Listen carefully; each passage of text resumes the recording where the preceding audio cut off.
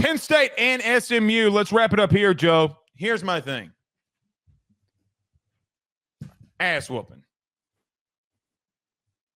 Is that it? That's all. You can go right on ahead. I'm not going to continue to justify a team like this getting in. Okay. Put in whoever else you want. Put in Illinois. Put in Ole Miss. Put in South Carolina. Alabama. I don't care. Okay. Let's whooping. forget about it. Let's forget about SMU because SMU is unimportant to the grand scheme of the conversation. Okay. I was reminded and confirmed on the fact, not reminded, I was confirmed on the fact that Penn State's front seven is really freaking good. It is really athletic at linebacker, at defensive line. They're able to just completely shut down any team's passing attack, run game. They were all over Kevin Jennings. Zane Durant, Abdul Carter are two phenomenal players on that defensive line that had great games, plus the linebacker play, which again was freaking fantastic with the interceptions that they were able to produce, all of that. That is what's going to carry them because that's what's brought them this far. That's what's going to help them beat Boise State and for them to potentially slow down Ashton Genty more than any team has been able to this year. The one thing that I can't help but bring up, though, why the hell do they always start so slow and so conservatively on offense? It has killed them in every game that they have had an opportunity to step up to the plate and win a big game.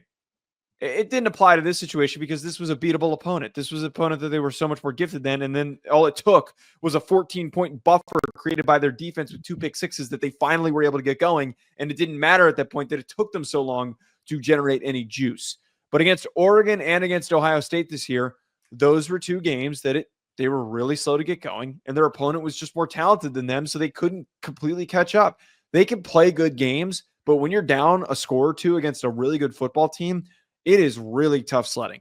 It's going to cost them. It's not going to cost them against Boise State, but it is going to cost them. I got to be real with you on something.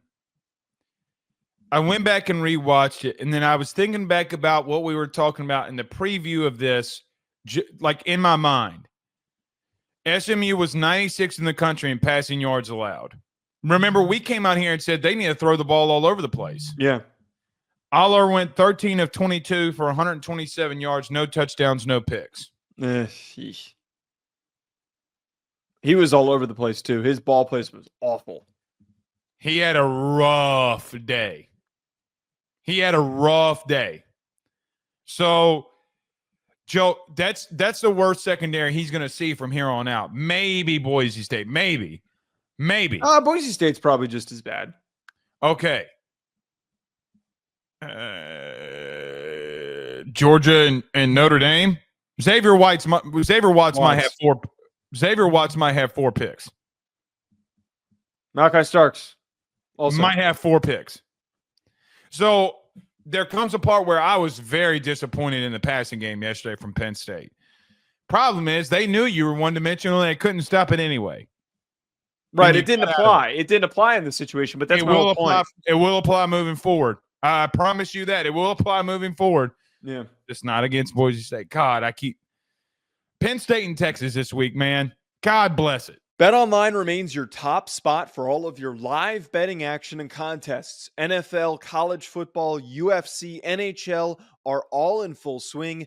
BetOnline is your number one source for wagering news, odds, trends, and predictions with both desktop and mobile access at any time. Head to BetOnline today and use promo code BELIEVE, that's BLEAV, for 50% off your first deposit. That is a 50% welcome bonus.